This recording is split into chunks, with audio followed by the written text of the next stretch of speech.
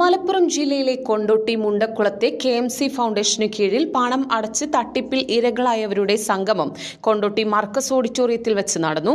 ഈ തട്ടിപ്പിൽ ഇരകളായവർ മുഴുവൻ സ്ത്രീകളാണെന്നും പാതിവില തട്ടിപ്പിൽ പണം നഷ്ടപ്പെട്ടവർ നൽകിയ പരാതിയിന്മേൽ മെല്ലെപ്പോക്ക് നയമാണ് കൊണ്ടോട്ടി പോലീസ് സ്വീകരിക്കുന്നത് എന്നും ഇരകൾ പറഞ്ഞു.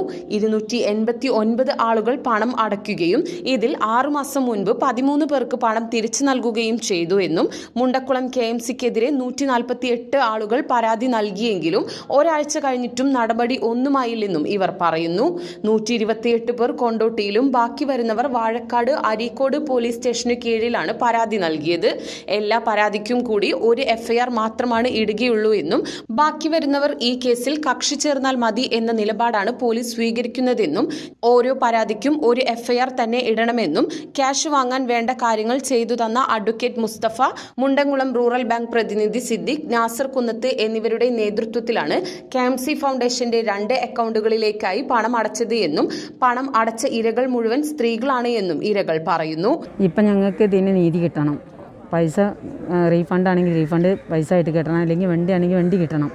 ഒരു ആക്സസ്ക്ക് മാറാൻ പറഞ്ഞപ്പോൾ ആക്സസിന് മാറിയാലും ഞാൻ ഓരോരുത്തർ ചെന്നാട് ചോദിച്ച് ഇങ്ങനെ ഞങ്ങളെന്താണ് ഇങ്ങനെ ആക്സസ്ക്ക് മാറാൻ പറഞ്ഞ അയക്ക് ഞങ്ങൾ മാറി. എന്നിട്ടും ഇപ്പം റീഫണ്ട് നൽകാമെന്നാണല്ലോ പറഞ്ഞപ്പോൾ ഓര് പറഞ്ഞത്, അപ്പം ഓഫീസിൽ 2 സ്ത്രീകളെ ഇനിയില്ല ഇനി. അപ്പോൾ ഓര് പറഞ്ഞ് സാറ് ഇവിടെ ഇല്ല പറഞ്ഞു.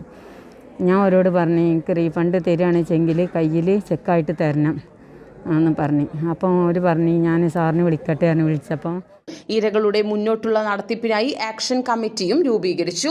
കൊണ്ടോട്ടി മർക്കസ് ഓഡിറ്റോറിയത്തിൽ വെച്ച് നടന്ന സംഗമത്തിൽ കുന്നത്ത് ഹുസൈന്റെ അധ്യക്ഷതയിൽ നടന്ന പരിപാടി പ്രമുഖ പൗരാവകാശ പ്രവർത്തകൻ മുസ്തഫ മമ്പാട് ഉദ്ഘാടനം ചെയ്തു. ജിർഷാന, ജസീർ വാവൂർ തുടങ്ങിയവർ സംബന്ധിച്ചു. ഹൃദയം തൊട്ടറിഞ്ഞുള്ള സർവീസ് കവിത ഗോൾഡൻ ഡയമണ്ട്സ് പോലെ തീർത്തും versatile. Kavitha golden diamonds, the versatile jewellery.